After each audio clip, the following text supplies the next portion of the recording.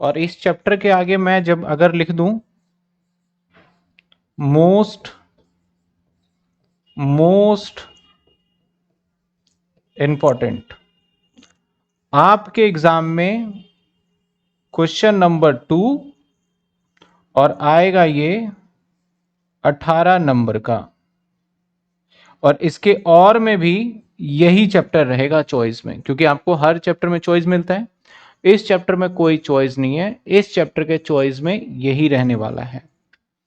Sir chapter कौन सा start करेंगे? चैप्टर का नाम है income under the head of salary. Salary से जब पैसे कमाए जाते हैं तो उसके ऊपर टैक्स की कैसे कैलकुलेशन की जाएगी, और इसके अंदर 15 से लेके 17 सेक्शन के बीच में सारे के सारे प्रोविजन को बताया गया है कि भैया किसी न किसी 15, अब ये मत समझना 2 ही सेक्शन है, इसमें काफी सारे सेक्शन हैं।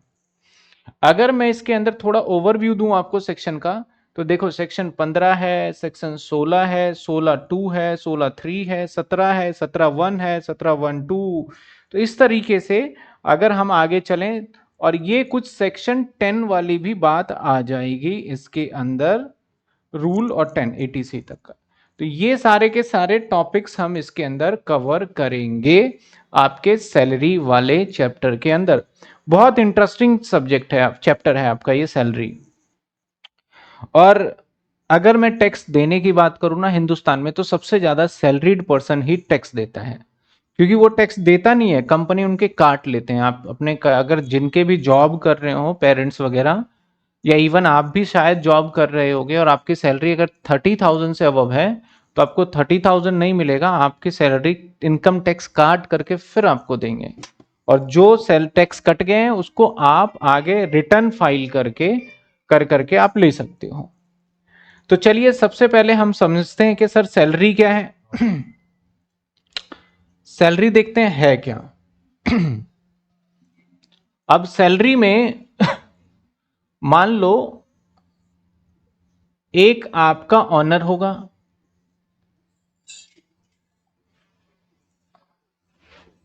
ये है ऑनर, ये ऑनर है। और आप अगर इनके पास जॉब करते हो,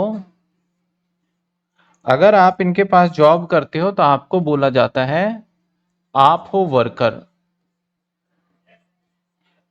नॉर्मली, लेकिन जो प्रोफेशनल वर्ड है वो बोला जाएगा एम्प्लॉय।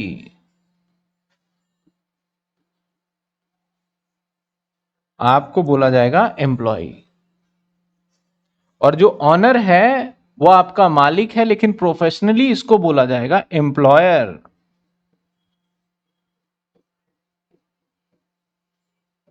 इसको बोला जाएगा एम्प्लॉयर। तो यहां पे एक तो एम्प्लॉय है और एक कौन है? एम्प्लॉयर। तो पहले एम्प्लॉयर कौन होगा? जो आपका ऑनर होगा। और एम्प्लॉय कौन होगा? जो आप अपने आप को एज अ ऑनर भी ट्रीट करके चलना, कि भैया क्या आप एज अ एम्प्लॉय ट्रीट करके चलना, तब आपको ज्यादा अच्छे से समझ में आएगा। ऑनर मत समझना, एज अ एम्प्लॉय ट्रीट करके चलना है आपको। अगर हम बात करें कि एम्प्लॉय की, तो जो ऑनर है ना, इस एम्प्लॉय का बहुत ध्यान रखता है, बहुत ध्यान रखता है इस एम्प्लॉय का ऑनर। अब कैसे ध्यान रखता है? हर एक चीज। जब आप कहीं जॉब करोगे तो बट ऑब्वियस है कि अगर मान लेते हैं किसी भी तरीके की जॉब बताएं, तो आप नॉर्मली मान लो अभी आपकी एज, आप अभी पढ़ रहे हो, तो एज कितनी होगी आपकी? नॉर्मली मान लो 20 साल मान लेते हैं, मैक्सिमम 20 होगी, वैसे 18 19 20 इसी के अराउंड हो गए, या 21 भी मान लो। तो मैं मान लेता हूं कि आप 23 साल से उम्र से काम करोगे, और आप लगातार काम करते जाओगे करते जाओगे करते जाओगे करते जाओगे करते जाओगे, और आपकी एक उम्र हो जाती है जो सरकार ने भी सोचा हुआ है, और आप भी सोचते हो कि भैया 60 साल के उम्र तक तो हम काम कर सकते हैं, और 60 साल के बाद आप काम करने के इच्छुक ही नहीं होते हो। आप बोलते भैया अब हमसे काम नहीं होगा, हमारी उम्र हो चुकी है, हम बुजुर्ग हो चुके हैं, तो अब काम नहीं होगा। यानी 60 साल जैसे ही क्रॉस करेगा आपका, 60 ईयर जैसे ही क्रॉस करेगा, आप रिटायर हो जाओगे। तो रिटायर वर्ड का मतलब समझ में आया क्या होता है कि आपके जब आपने नौकरी नहीं कर पा रहे हो, छोड़ दिया, तो उसे रिटायर बोले जाते हैं। तो अगर आप मेरे पास जॉब कर रहे हो सपोज करो, तो आपने अपना पूरा उम्र देखो, आप 23 से लेके 60, लगभग लगभग आप 35 साल तो मैं मिनिमम मान के चलूं कि आप मेरे साथ जुड़े हुए हो और मेरे ऊपर फुल्ली डिपेंडेंट हो आप 35 साल। तो मेरी बहुत सारी रिस्पॉन्सिबिलिटी बनती है, क्योंकि आप मेरे से इसलिए जुड़े हो क्योंकि आपकी उम्मीदें हैं कि मैं इनके पास काम करूंगा तो तभी मैं अपने बच्चे को पढ़ा पाऊंगा।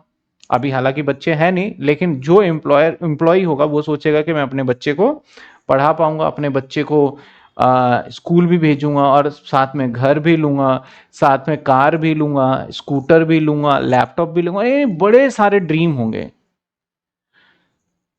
तो मुझे अगर ये सारी चीजें मैंने आपकी कंप्लीट पूरी नहीं की, तो ऐसे सिचुएशन में आप मेरे पास जॉब नहीं करने वाले। तो सबसे पहले अगर मैं आपकी नीड्स की बात करूं, तो नीड्स को अगर मैं डिफाइन करूं, तो सबसे पहले आपको मैं basic needs, sir basic needs क्या होंगे आपके? आपका डेली का खाना 2 वक्त का, और 2 वक्त के खाने में ज्यादा पैसा खर्च नहीं होता, खर्च होते हैं और एक्स्ट्रा एक्टिविटी में। तो बेसिक नीड्स के लिए हम आपको देंगे एक बेसिक सैलरी।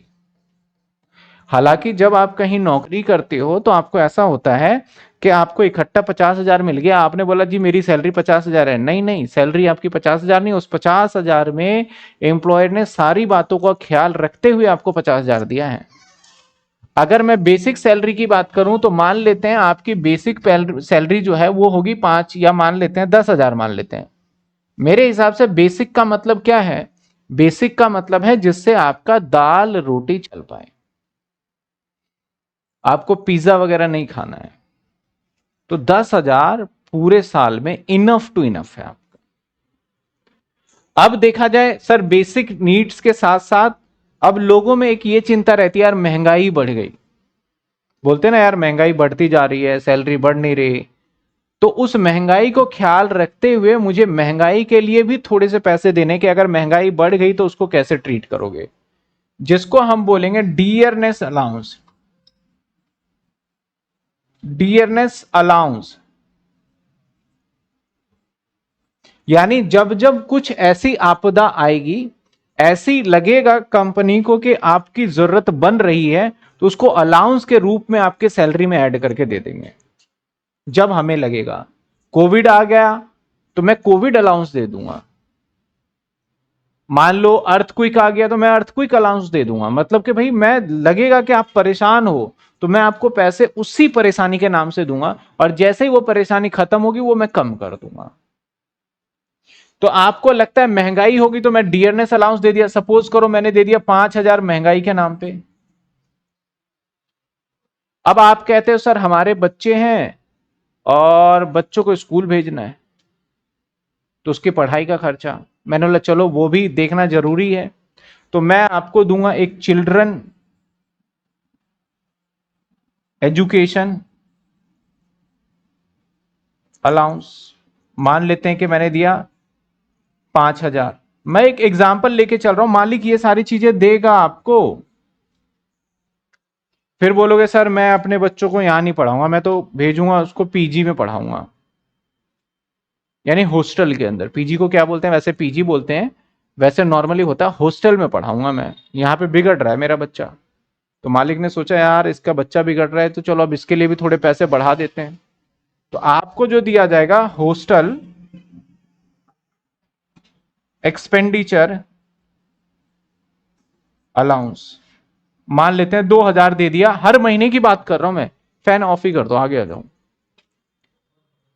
तो हर महीने दूंगा मैं 2,000 हॉस्टल के लिए, क्योंकि भैया मुझे ख्याल रखना है आपका। जब मैं आपका ख्याल रखूंगा तो आप मेरे पास काम करोगे, क्योंकि कोई भी ऑर्गेनाइजेशन में अगर बोले कि मैं इतना बड़ा ये हूं, मैं ये हूं, विदाउट एम्प्लॉय वो ऑर्गेनाइजेशन कुछ है ही नहीं।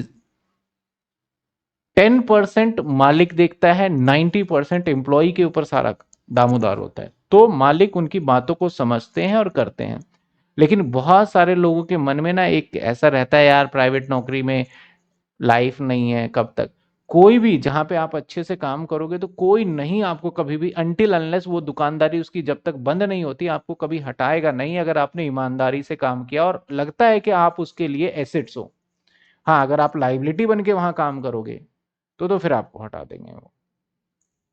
अब भाई इसके साथ साथ सर हॉस्टल एक्सपेंडिचर के बाद आपने बोला भैया आना जाना पड़ता है, बस आपने दूर ऑफिस पड़ता है, आप ये मेरा इंतजाम कराओ, तो हम काम करेंगे, नहीं तो नहीं करेंगे। मालिक ने बोला कोई बात नहीं, हम इसके लिए भी देते हैं।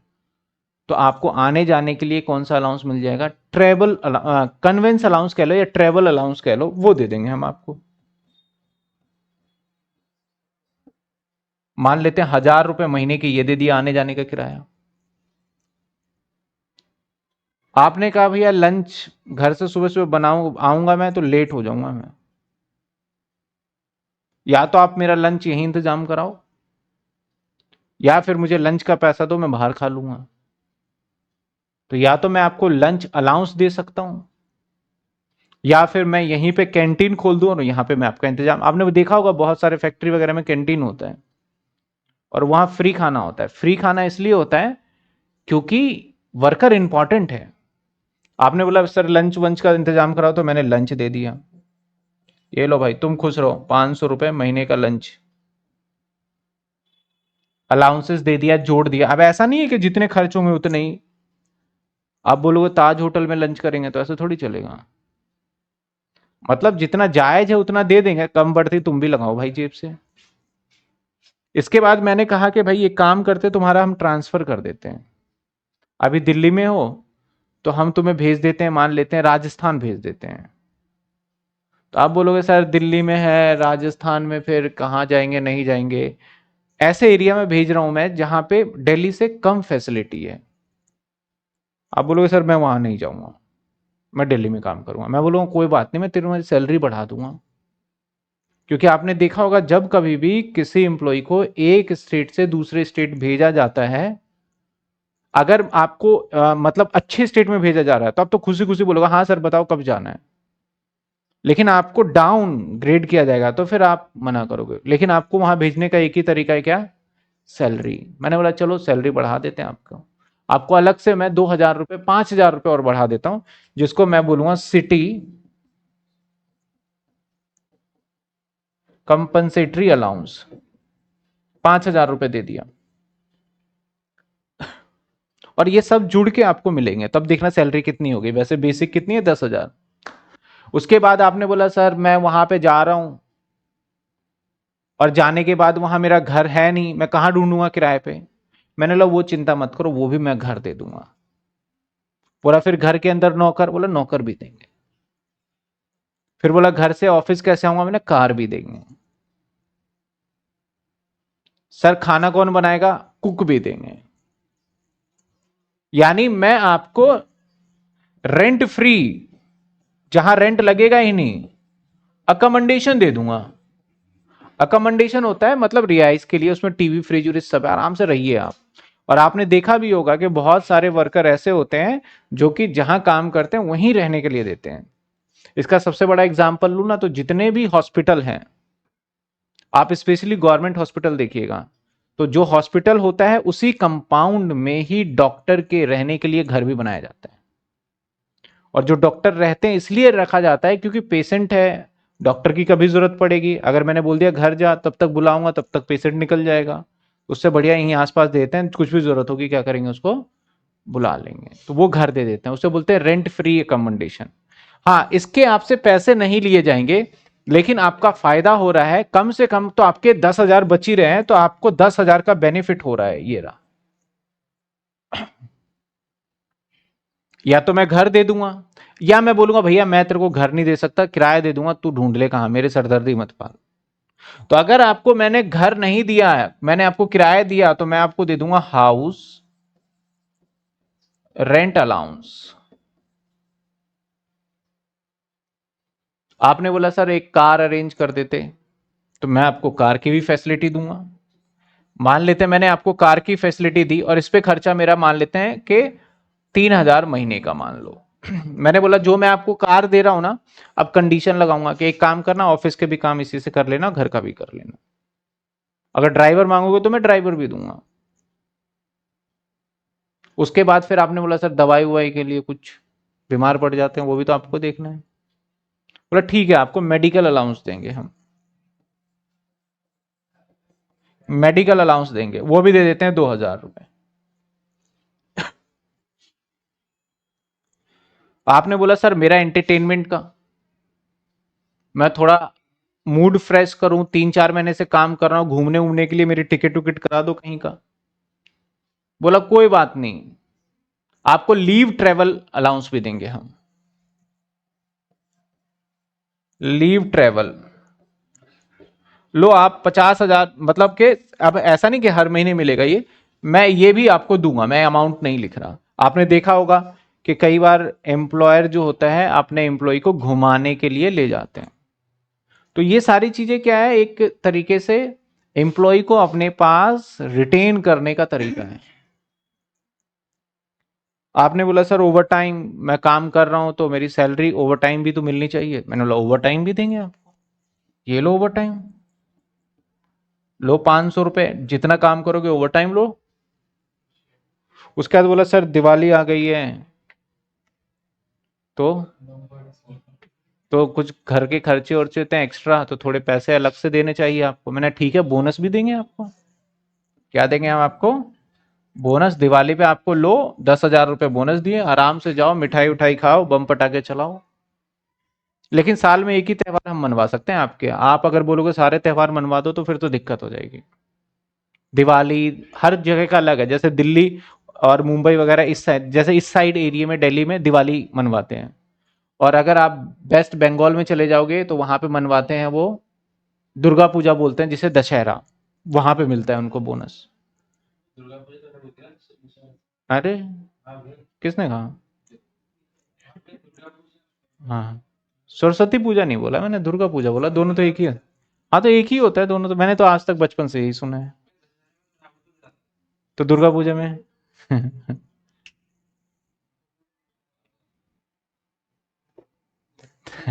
दोनों एक ही है, बच्चे कह रहे हैं कि दोनों अलग अलग? एक ही होता है भाई, एक ही होता है। आप पूजा पाठ किया करो, आपका मन लगेगा तो समझ में आएगा। सिर्फ आप रावण को तो देख रहे हो। तो उसके लिए भी अलग कस्टमरी बोनस होता है। उसके बाद कई बार ऐसा आता है कंपनी के सामने हालात कि भैया हमारी कंपनी बंद हो रही है, तुम चले जाओ। तो गवर्नमेंट कहता है ऐसे कैसे निकाल दोगे, आपके भरोसे टिक रहा था, 3 महीने की सैलरी दो पहले उसे। और घर पे 3 महीने तक नौकरी ढूंढेगा, लग जाएगा कहीं जाके, तो उसको बोलते हैं रिट्रेचमेंट कंपनसेशन फंड, तो वो भी दिया जाता है। अब जब रिटायरमेंट हो गए तब भी आपको पैसे मिलेंगे। भाई रिटायर हो गए, अब मेरा कौन रखेगा? 60 साल तक तो आपने मेरा खून चूस लिया, अब इस उम्र में काम कर नहीं सकते, तो बुढ़ापे में कौन ख्याल रखेगा? तो सरकार ने बोला भैया हम आपको, जब आप छोड़ के जाओगे मुझे, तो हम आपको थोड़े इतने पैसे दे देंगे जिसमें आप बहुत खुश रहोगे। लेकिन ज्यादा खुशी मना के पैसे खर्च कर दोगे तो दिक्कत वाली बात है। तो आपको थोड़े से पैसे दे दिए जाते हैं ग्रेजुएटी के नाम पे। ग्रेजुएटी क्या होता है? एक लमसम अमाउंट होता है। फिर कुछ पैसे दे दिए जाते हैं पीएफ के नाम का, यानी ग्रेजुएटी या पीएफ। और फिर आपको हर महीने पेंशन भी दिया जाता है। आपने सुना होगा पेंशन, वैसे कहते हैं अब बंद हो गया, लेकिन नहीं, वो अलग अलग तरीके से दे दिए जाते, तो पेंशन भी दिया जाएगा आपको। हर जगह पे ऑर्गेनाइजेशन में बोलते हो सर आप मुझसे 30 दिन में 24 दिन काम करवाते हो, 4 छुट्टी देते हो। मैंने 4 ही तो होते हैं। बोलते नहीं, महीने के 2 छुट्टी तो ऐसे दो जो कि हम कभी भी मार ले तो सैलरी ना कटे, ऐसे छुट्टी दो, हमारी मर्जी हो, जब मन छुट्टी कर लेंगे। अगर हमने छुट्टी नहीं करे तो 2 दिन के पैसे दे देना मुझे, क्योंकि हम मन लगा के काम कर रहे हैं। तो उसको बोलते हैं लीव एनकैशमेंट, लीव एनकैशमेंट, तो वो भी आपको चाहिए। यानी आप समझ रहे हो कि एम्प्लॉयर एम्प्लॉयर एक एम्प्लॉयर आपका कितना ख्याल रख रहा है। वो अपने घर से ज्यादा ख्याल एक एम्प्लॉय का रखना पड़ता है हर चीज।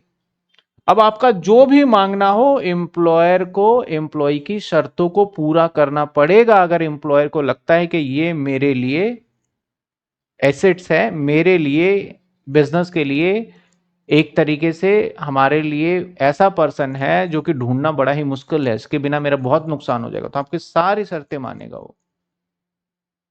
अब इसको अगर आप मैं नॉर्मली जोड़ता हूं तो आपकी सैलरी बस 10 ही हजार है, लेकिन अगर मैं इसको जोड़ूं 10 हजार, 5 हजार, 5 हजार, 2 हजार, 1 हजार, 500, 5 हजार, और इसको मैं जोड़ रहा हूं तो देखो 54 हजार सैलरी मिल गई। कितनी सैलरी मिल गई आपको? 54। जब आपको 54 सैलरी दिया जाएगा तो आप बोलोगे मेरी सैलरी 54 है, लेकिन आपकी सैलरी 54 नहीं है, सैलरी में बहुत सारे क्या है, कंपोनेंट्स हैं ये सब। इसको मिला के कितने बनेंगे आपके? 54 हजार रुपए। तो सर इस चैप्टर में आप क्या सिखाओगे? इस चैप्टर में मैं बस इनको जोड़ना सिखाऊंगा, लेकिन सारे के सारे टैक्सेबल आपके हाथ में हो जाए, सारा का सारा आपको टैक्स देना पड़े। जैसे आपको मान लो चिल्ड्रन एजुकेशन हो गया, ये तो आपके 54 हजार हो गया, आपको 54,000 पे सरकार को टैक्स देना होगा। गवर्नमेंट कहती है नहीं नहीं आप 54 पे मत दो, हम आपको इसके अंदर जो मैंडेटरी चीज आपको मिलनी ही मिलनी चाहिए थी उसको हम इसमें जोड़ने टैक्स के पर्पज से हम इसमें नहीं जोड़ेंगे। जैसे कि सपोज करो वो मैंडेटरी चीज में अगर मान लिया जाए, वो कहता है कि लंच मेरे लिए मैंडेटरी है, गवर्नमेंट कहता है आपके बच्चों की पढ़ाई मेरे लिए मैंडेटरी है, तो जब मैं पूरी कैलकुलेशन करूंगा टैक्सेबल के लिए तो ये अमाउंट और ये अमाउंट मैं ऐड ही नहीं करूंगा, क्योंकि आपको कितनी सैलरी मिल रही है वो नहीं निकाल रहे, किस सैलरी पे टैक्स देना वो निकाल रहे हैं। समझ रहे हो बात मैं क्या बता रहा हूं? गवर्नमेंट ने बोला चलो ठीक है भैया अब मेडिकल भी तुम्हारे लिए मैंडेटरी है, तो ये भी नहीं जोड़ूंगा। तो अगर मैं ऐसे अगर कैलकुलेशन निकालू सैलरी का तो 10 हजार, 5 हजार, 2 हजार, यानी सिंपल सी बात है ना, 54 हजार में से मैं माइनस कर दूंगा 5 हजार, 500 और 2 हजार। तो सरकार के नजर से आपको जो टैक्स देना है वो देना है 46,500। लेकिन वर्कर की इच्छाएं आपको पता है, मैंने तो कुछ लिमिटेड इच्छाएं लिखी है, और इच्छाएं कितनी लंबी हो सकती है, बहुत लंबी हो सकती है इच्छाएं। अब उस डिजायर में से कौन सी चीजें इंपॉर्टेंट है जिसपे गवर्नमेंट को टैक्स नहीं लेना है, और कौन सी ऐसी चीज है जिसके ऊपर गवर्नमेंट को टैक्स लेना है, वो सारी डिटेल आपको पढ़नी पड़ेगी शुरू से लास्ट तक। तो इस चैप्टर में हम पढ़ने क्या जा रहे हैं इनकम फ्रॉम सैलरी में, कि किस सैलरी इनकम पे टैक्स देना है। ये नहीं कि आपकी सैलरी कितनी है, किस सैलरी इनकम पे टैक्स देना है, कौन कौन से हमें एग्जम्पशन मिल जाएगा। एग्जेम्पशन का मतलब जिसमें हमें टैक्स नहीं देना होगा, कौन कौन सी चीजों पे टैक्स देना होगा। बहुत सारी जगह ऐसे भी आएंगे जिसमें कुछ पार्ट पे टैक्स दोगे कुछ पे नहीं दोगे। तो सैलरी इनकम में अब मजे की बात देखो, ये एम्प्लॉयर और एम्प्लॉय होना चाहिए। कई जगह पे लोगों को सैलरी मिलता है ना तो वहां पे एम्प्लॉयर होता ही नहीं है, उसका कोई मालिक ही नहीं है, लेकिन उसको सैलरी मिलता है।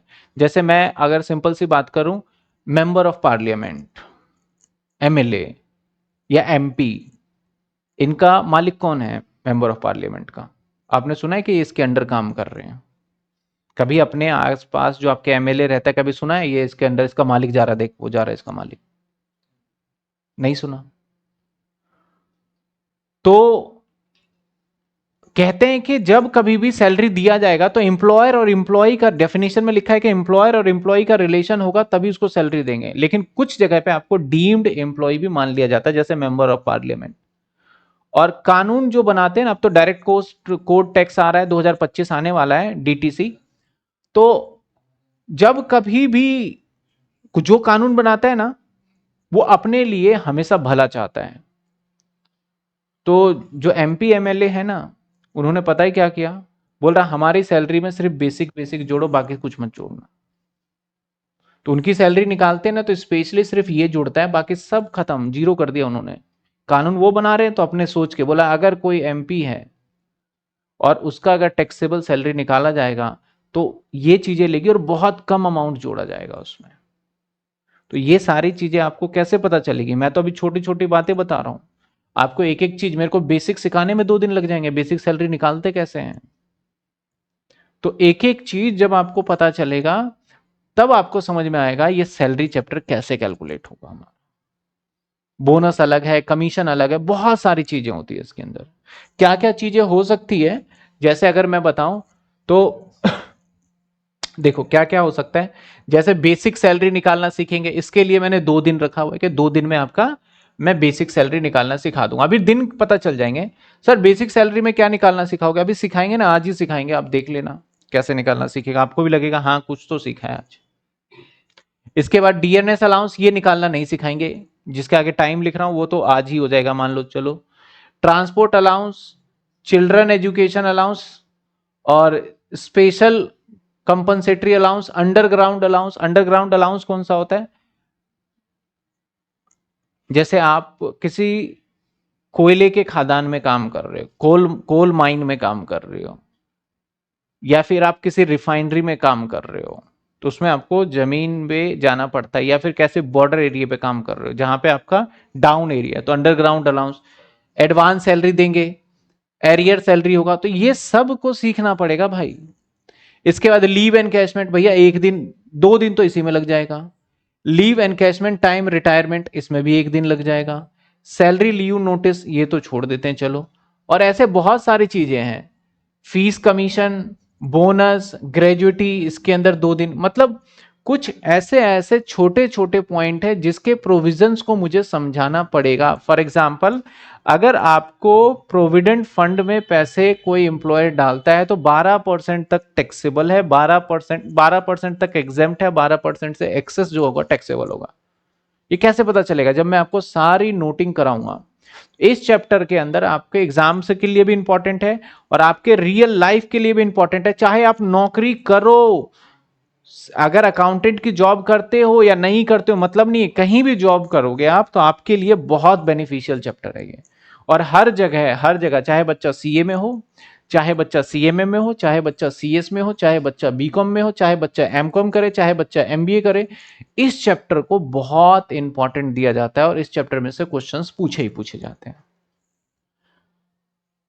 मंथली पेंशन क्या होगा ये भी सीखने में टाइम लगेगा। लमसम पेमेंट पेंशन क्या होता है सीखने में टाइम लगेगा। Pension under NPS, national pension scheme, नया लॉन्च किया था ये, इसमें भी सीखने में। आपका एन्युटी एम्प्लॉयर क्या होता है, एनुअल रिसिप्ट क्या होता है, रिटायरमेंट कंपनसेशन, रिट्रीटमेंट कंपनसेशन क्या होता है, ये सब सीखना पड़ेगा हमें धीरे धीरे, तब जानेंगे। तो सर सैलरी चैप्टर क्या है, ग्रेजुएटी क्या होता है, अभी बच्चे पूछ भी रहे हैं ग्रेजुएटी क्या होता है। अभी तो मैंने बोला सिर्फ ग्रेजुएटी, आप यकीन मानो ग्रेजुएटी सिखाने में मेरे को 2 दिन लग जाएंगे सिर्फ ग्रेजुएटी वर्ड को समझाने में और इससे रिलेटेड कैलकुलेशन में। और वैसे नॉर्मली होता है जब कभी इंप्लॉयर रिटायर, अपना एम्प्लॉय रिटायर होता है तो उसको एक इकट्ठा पैसा देते हैं, टिप मान लो। आप सिंपल सा समझो, एक बात आपको बोलता हूं, आप कहीं खाना खाने जाते हो, होटल में अगर जा रहे हो, अच्छे रेस्टोरेंट में वगैरह में, तो वेटर जो सर्व करता है उसको 10 20 50 जो जितनी आपकी श्रद्धा है, जितनी आपके पास कैपेसिटी, उतने क्या दे देते हो। और कितनी देर आपके साथ काम कर रहा है आपके लिए वो? आधा घंटा, 1 घंटा। अब 8 घंटे तो नहीं करेगा वो, आधा 1 घंटा काम किया आपके लिए, आपने टिप दे दिया खुश होके। यानी एक एम्प्लॉय अपने एम्प्लॉयर के लिए 32 साल काम कर रहा है, 35 साल काम कर रहा है, उसको टिप नहीं मिलना चाहिए क्या? तो जो वो टिप होता है एक तरीके से वो ग्रेजुएटी है, मतलब एक बड़ा अमाउंट देते हैं उसे, लाखों रुपए दे देते हैं, हम बोलते हैं लो भाई तुम ऐश करो। और सारी चीजें हम एक एक करके इसमें सीखेंगे। तो हम पहला, मैंने बोला सबसे पहले सीखेंगे बेसिक सैलरी। तो सर बेसिक सैलरी क्या होता है आइए समझते हैं। Basic salary,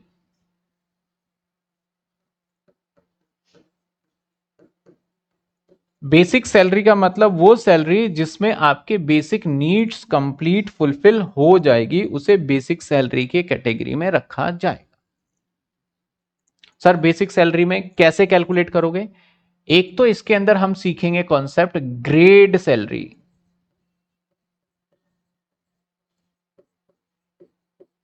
grade. दूसरा आप इसके अंदर कॉन्सेप्ट देखोगे ड्यू बेसिस सैलरी।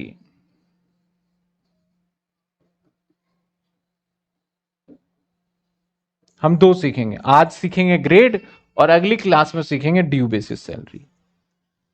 अब सर ग्रेड सैलरी क्या होता है? जब आप कहीं भी जॉब के लिए जाते हो, कभी भी जाते हो ना, तो आपको एक वो, जैसे मान लो जॉब के लिए गए तो आपने अपना रिज्यूम दिया, अगर आप सेलेक्ट होंगे तो वो भी आपको एक कागज देंगे। उस कागज को क्या बोलते हैं? Offer letter. सुना है नाम आपने सभी ने, ऑफर लेटर। ऑफर लेटर देंगे। ऑफर लेटर में क्या होता है? कि हम आपको अपने काम पे रख रहे हैं और सारी सैलरी की भी डिस्क्रिप्शन होगी वो, कि आपकी तनख्वाह ये होगी और आपकी तनख्वाह कब कितनी बढ़ेगी, किस परसेंटेज पे बढ़ेगा, वो सारी बातें आपको इस ऑफर लेटर में लिखा होता है। और उस ऑफर लेटर में एक सैलरी वाले जगह पे कुछ ऐसे लिखा होता है, जैसे मान लो 20,000, 500, 22,000, 700, 25,000, ऐसे कुछ लिखा होगा हाइफन करके। अगर किसी ने जॉब वगैरह पे कहीं गए होंगे तो ये ऐसा लिखा होगा।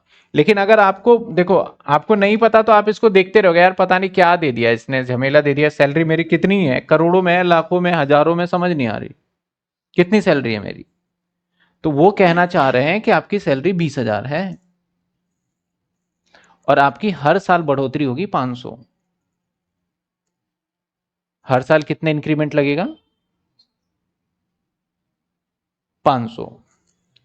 और जैसे ही 500 आपका इंक्रीमेंट लगेगा, तो जब आपकी 22,000 सैलरी पहुंच जाएगी इंक्रीमेंट लग लग के 4 साल बाद, तो फिर आपकी इंक्रीमेंट अब 500 नहीं करेंगे, आपकी इंक्रीमेंट कितनी करेंगे? 700 रुपए हर साल का। जैसे ही वो लग लग के 25,000 पहुंच जाएगी, तो आपकी इंक्रीमेंट, मान लो मैं यहां पे हाइफन कर देता हूं 1,000, तो अब आपकी सैलरी हर साल कितनी बढ़ने लगेगी? 1,000। तो ये ग्रेड है, ये क्या है हमारा? ग्रेड। तो ग्रेड सैलरी क्या होता है कि आपका सैलरी में इंक्रीमेंट कब लगेगा, वो एक मान लो न्यूमेरिक फॉर्म में आपको गिवन होता है, उससे आपको अंदाजा लगाना होता है कि भैया मेरा सैलरी कितना इंक्रीमेंट होगा। तो रूल क्या कहता है, ग्रेड सैलरी की हम बात ही कर रहे हैं, तो रूल क्या कहता है, आइए हम देखते हैं पहले ग्रेड सैलरी।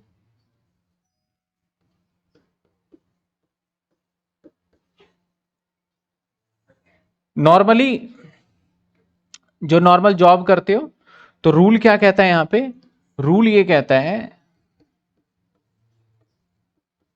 कि आपने जिस दिन ज्वाइन किया है, जिस दिन, सपोज आपने ज्वाइन किया है 1 अप्रैल को, अगर ज्वाइन किया है 1/4 को, तो आपकी सैलरी जो इंक्रीमेंट लगेगी, 1 साल कब कंप्लीट होगा आपका?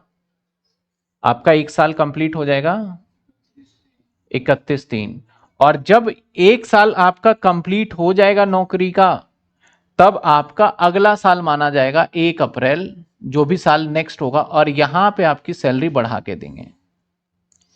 अगर आप मान लो 10 जनवरी को जॉब ज्वाइन करते हो, 10 जनवरी को, 10/1 मान लो 2022 को, तो आपका साल जो खत्म होगा कब होगा? वो जनवरी है आपका, तो सेम आपका 10 तारीख को ही होगा, 10 दिसंबर 2022। 10 दिसंबर ही होगा ना? हाँ, 1 साल होगा कब? सॉरी, ये भी 10 जनवरी को ही जाएगा, ये भी 10 जनवरी जाएगा, एक दिन पहले होगा इससे, यानी 9/1/2023, यही होगा 1 साल। अब जब आप अगले दिन आओगे 10 जनवरी को, फिर से 10 जनवरी 2023 को, तब आपकी सैलरी बढ़ेगी। यानी आपका सैलरी इंक्रीमेंट कैसे लगेगा? जिस दिन ज्वाइन किया है उस दिन से 1 साल आप नौकरी कर लो, उसके बाद बढ़ जाएगी आपकी। अगर आपने मान लो, सपोज करो 1 फरवरी को आपने ज्वाइन किया है, 1 फेब को, तो आपकी सैलरी 1 साल कब कंप्लीट माना जाएगा आपका? आपका 1 साल माना जाएगा आपका 31 जैन को, यानी एक दिन पहले। और जैसे ही 1 फेब में जब आप आएंगे, 1 फेब में, तो आपकी सैलरी यहां पे क्या होगी? बढ़ के मिलेगी। किसमें? इसमें नहीं, ठीक है। दिसंबर तक तो पूरा साल ही नहीं होगा ना, 1 जनवरी से 31 दिसंबर साल होता है।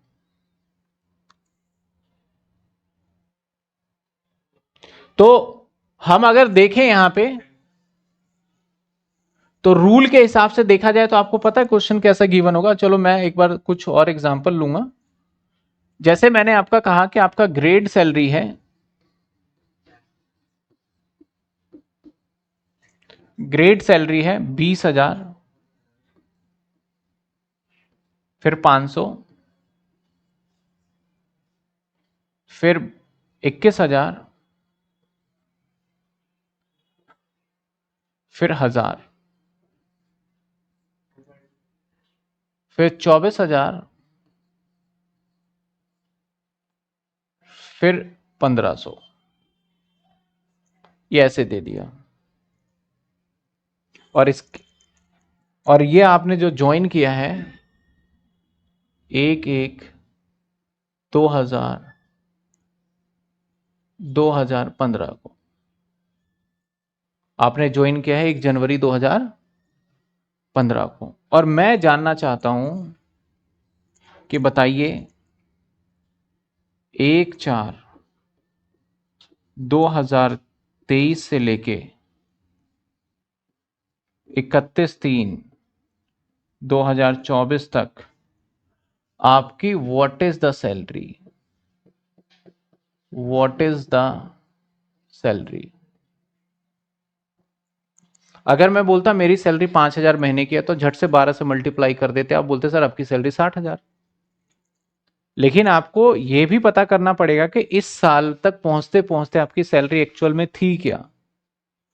क्योंकि क्वेश्चन ने क्या बोला है कि ये मुझे चाहिए और आपको ग्रेड दे दिया उसने कि इस तरीके से होगा। और आपका ज्वाइनिंग डेट क्या है, ज्वाइनिंग डेट क्या है आपका 1 जनवरी। अब ध्यान से देखिएगा 1 जनवरी 1/1/2015, 1/1/2015 एंड कब हो जाएगा 31/12/2015। आपकी सैलरी क्या रहेगी यहां पे 20,000।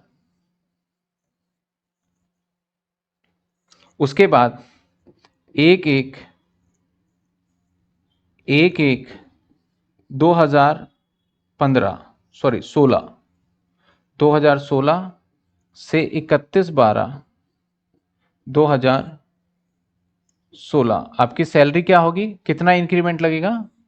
तो अगले साल सैलरी आपकी होगी 20। 1/1/2017 से 31/12/2017 अब आपकी सैलरी कितनी होगी, फिर से 500 रुपए और बढ़ेंगे, यानी कितने हो जाएंगे 21,000। फिर आपका सैलरी बढ़ेगा 1/1/2018 से 31/12/2018। 21,000 तक तो ये रहता है। 21,000 को जंप करते ही आपकी सैलरी कितनी बढ़ने लग जाएगी, हर साल का 1,000। तो अब सीधा सीधा क्या आ जाएगा 22,000। कितने ऐड किए मैंने, क्योंकि यही बोला गया था। इसके बाद 1/1/2000 क्या रहेगा हमारा 19 से 31/12/2019। अब कितना बढ़ेगा आपका 1,000, तो यानी अब कितनी सैलरी होगी 23,000। 24,000 तक 1,000 बढ़ेगा। उसके बाद 1/1/2020 से 31/12/2020 अब सैलरी कितनी हो जाएगी आपकी 24,000। इसके बाद 1/1/2021 से लेके 31/12/2021 अब सैलरी कितनी हो जाएगी आपकी, सैलरी कितनी हो जाएगी बताओ। 24,000 थी, मैंने बोला भैया 24,000 तक आपकी 1,000 बढ़ती रहेगी। और जैसे ही 24,000 क्रॉस करोगे तो कितना बढ़ने लग जाएगा 1,500, यानी अब कितना हो जाएगा 25,500। मान लेते हैं, मैं इसको लिख देता हूं 28,000 के बाद जो बढ़ेगी वो 2,000 बढ़ेगी। ये एरो लग जाता है, मेरे से एरो है नहीं, ठीक है। ये और ग्रेड मैंने बढ़ा दिया आगे। अब 1/1/2022 से लेके 31/12/2022 तक सैलरी कितनी होगी, कितनी बढ़ेगी 27,000। समझ रहे हो। इसके बाद 1/1/2023 से लेके 31/12/2023 तक आपकी सैलरी कितनी होगी, क्योंकि बोला 28 के बाद 2,000 बढ़ेंगे, 28 से पहले तक तो 1,500 ही बढ़ाएंगे, कितने हो जाएगी 500। अब इसके बाद 1/1/2024 से लेके 31/12/2024 तक आपकी सैलरी में इंक्रीमेंट 2,000 लगेगा, तो कितना हो जाएगा 30,500। यहां तक समझ में आया कैसे करा? अब हमें जो सैलरी कैलकुलेट करना है दैट इज हमें कैलकुलेट करना है इस डेट से लेके इस डेट तक का। अब ढूंढो इस डेट से इस डेट में कौन से में आएगा, इधर तो आएगा ही नहीं क्योंकि 2020 ही चल रहा है।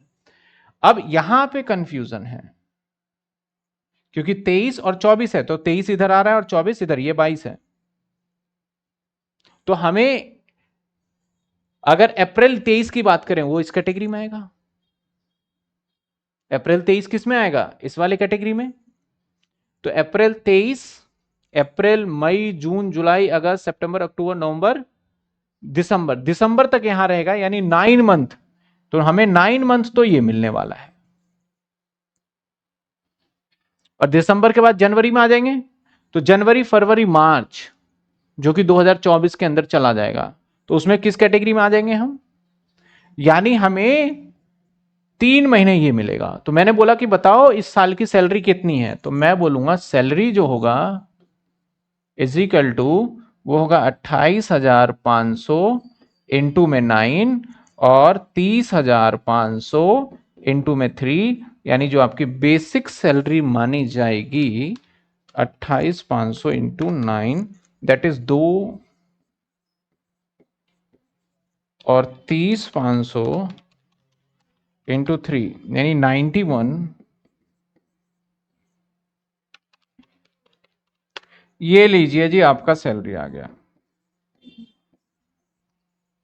348। आपको धीरे धीरे समझते जाना है, बढ़ते जाना है चैप्टर में, कोई प्रॉब्लम नहीं है।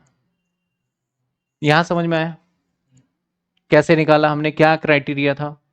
क्योंकि एग्जाम में बोला जाएगा आपको बेसिक सैलरी निकालिए, तो बेसिक सैलरी बोल दिया गया तो हम निकालेंगे नहीं, पहले हमें ये चीजें करना ही करना पड़ेगा, इसका कोई शॉर्टकट नहीं है। आप मन के अंदर कैलकुलेट कर सकते हो वो अलग बात है, बाकी आपको पूरा करके देखोगे तभी एग्जैक्ट पता चलेगा। आइए चलिए, एक क्वेश्चन दे रखा है आपके सामने, आपके बुक का ही क्वेश्चन है ये। क्वेश्चन में क्या कहता है, एक्स ने ज्वाइन किया सर्विस, सर्विस का मतलब जॉब, विद ग्रेड 12,000, उसके आगे हाइफन लगा है 300, फिर होगा इसका 13,800, फिर हाइफन लगा है कितना हो जाएगा 17,000, on 1/6/2011 compute his basic salary for assessment year 24-25। यानी हम जानना चाहते हैं 1/4/2023 से लेके 31/3/2024 तक इसको कितनी सैलरी बेसिक मिलेगी बताइए, ये जानना चाह रहे हैं। तो आपको फिर से वो वाली कैटेगरी पूरी क्रिएट करनी पड़ेगी। यानी अगर आपने ज्वाइन किया है कब, 1/6/2011, तो अगर देखा जाए तो 1/6/2011 से आपकी सैलरी कब तक, 1/6/30, 1/6 है, यहां से 31/5/2012 तक आपकी सैलरी रहने वाली है, ज्वाइनिंग के इतने से है 12,000। पहले देखो ये समझ में आया, आया समझ में, एक साल यहीं पे होगा। इसके बाद फिर से जैसे आओगे 1/6/2011 12 सॉरी 2012 से 31/5/2013 आपकी सैलरी 12 नहीं रहेगी, बढ़ जाएगी। कितने कितने बढ़ाने को बोल रहा है वो, 300। तो यहां सैलरी होगी आपकी 12,300, बढ़ गई आपकी तनख्वाह। क्योंकि कहीं भी आप जब जॉब करने जाते हो ना, बड़ी ऑर्गेनाइजेशन है, तो आपसे बोलेगा नहीं कि इतनी सैलरी बढ़ेगा, और आप ऐसे नहीं बोलोगे सर तनख्वाह बढ़ा दो, वो पहले ऑफर लेटर में लिख देते हैं कि भैया ऐसे ऐसे बढ़ेगा, सब कुछ तुम्हें क्लियर है, एक्सेप्ट करना है तो बता दो, रिजेक्ट करना है तो बता दो।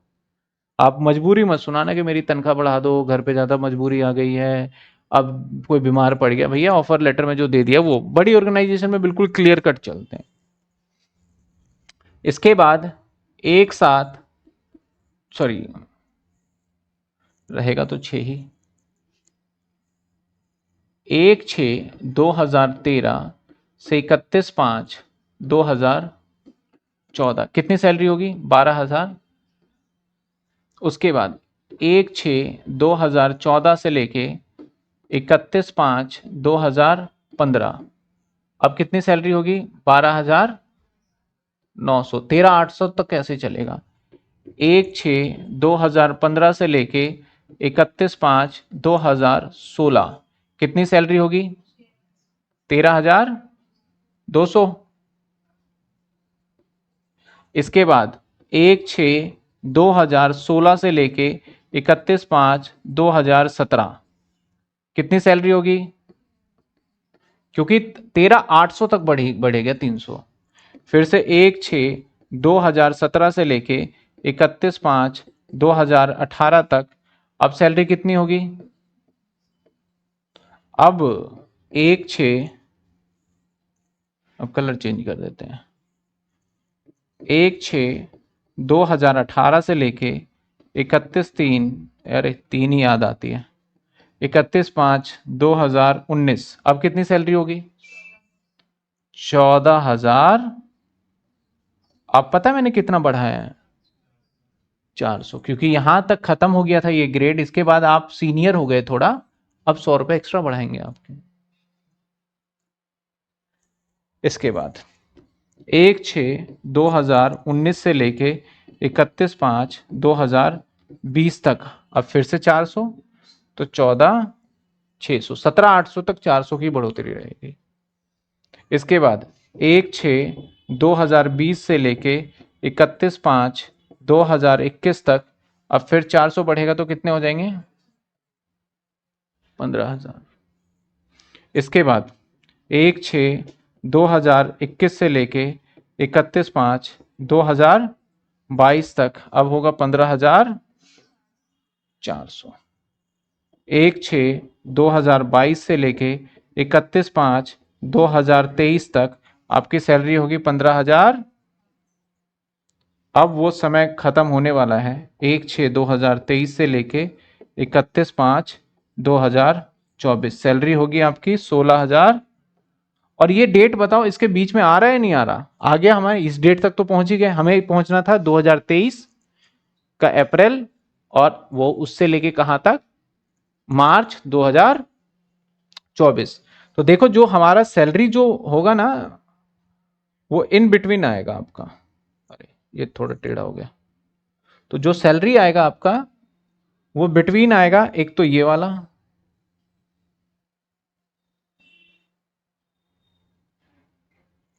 और एक ये वाला, इन दोनों के बीच में।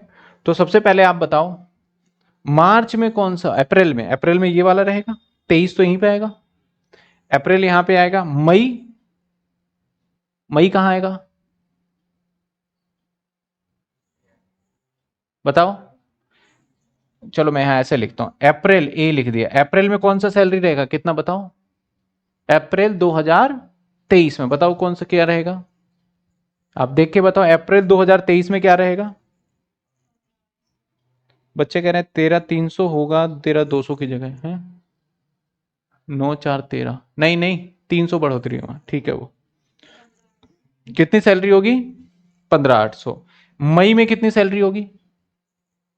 अप्रैल का समझ में आया सबको? अप्रैल 2023 ढूंढो कहां है? 15,800। मई ढूंढो कहां है, मई में कितनी सैलरी होगी बताओ? 15,800 रहेगी मई में भी, मई में भी 15,800 रहेगा। जून में बताओ? जून में, अरे जून में मतलब बदल गया ना, तो जून को मैं अलग कर लेता हूं। जुलाई में बताओ? अब तो 16,200 ही चलेगा। यानी मुझे 2 महीने तक अगर मैं बेसिक सैलरी निकालूं तो मेरे 2 महीने तक रहेंगे 15,800, और बाकी जो बच गए 10 महीने 16,200। तो ये बनता है हमारा 31,600,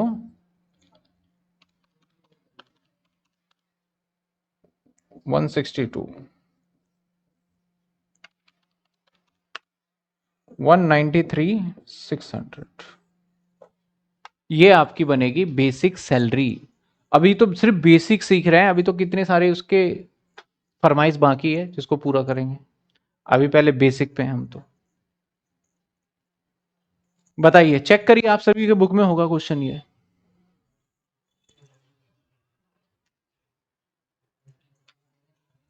बताइए कितने बच्चों को डाउट है, हैंड रेज करिए फटाफट, जिस जिसको डाउट है हैंड रेज करके पूछिए, सिर्फ इस चैप्टर से रिलेटेड। जिसको डाउट है फटाफट पूछिए।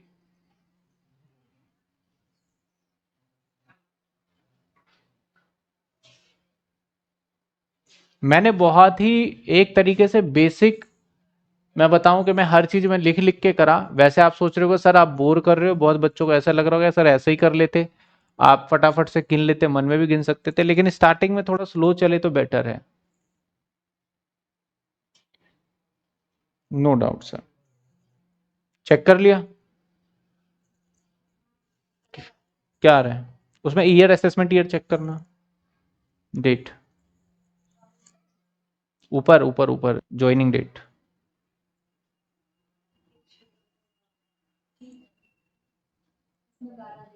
हाँ तो वो घट गया ना। मैंने थोड़ा सा डेट ना आगे पीछे, कुछ बच्चे चेक करेंगे आंसर, तो आपकी किताब में क्या है 12 और मेरी किताब में क्या है 11, बस इस वजह से। ठीक है, चलिए।